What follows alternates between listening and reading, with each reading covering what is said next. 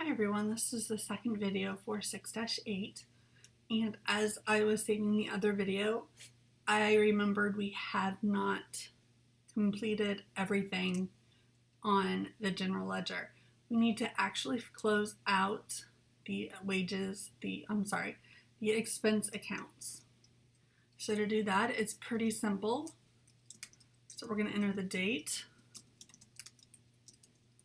Type in that it is a closing entry, and then we're going to enter in the balance. And so you're just going to keep repeating the process for all of the expenses. We entered them into the general journal, we just did not stick it into the ledger, which will cost you points. When you are entering in the closing entries, make sure you do put a 0 balance into the account, or that will be counted incorrect because you do not have a balance. Even though the balance is 0, it still needs to be listed.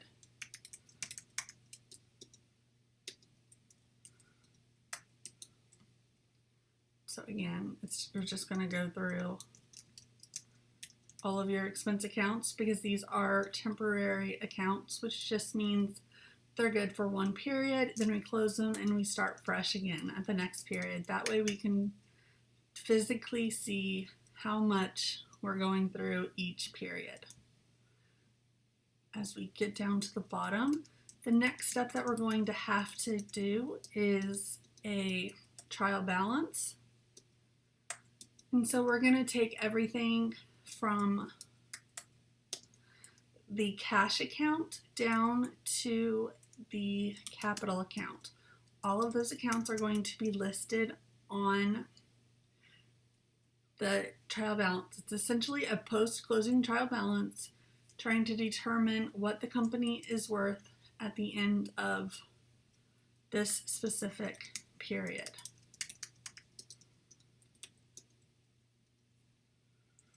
And the last one.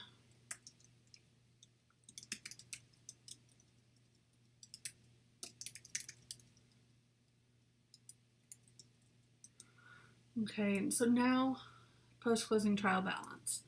This one, it's pretty simple. You're just going to list the accounts. You can use the page in your textbook. You're just going to list everything from cash to capital. You're going to use the amount in the general ledger as the amount that goes into this financial statement. One thing students usually mess up is that they put the information in the wrong column.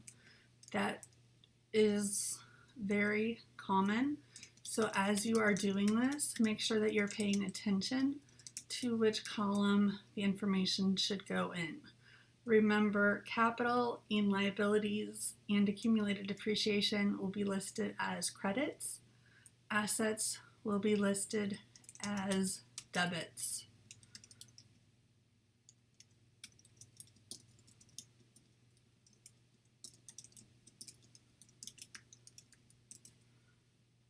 And then you would list the account numbers. You would get that from the chart of account.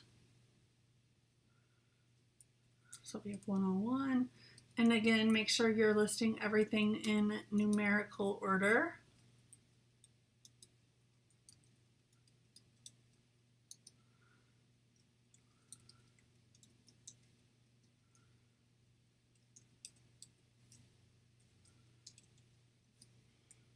Okay, so now we're going to take our information from the general ledger. So we have cash at $5,285.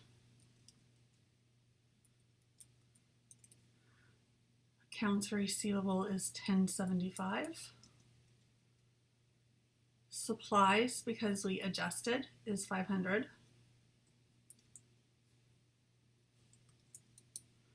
Prepaid insurance, again, that is one we adjusted, so that is $400.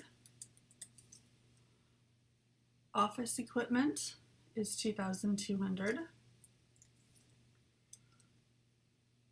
Accumulated depreciation is 110.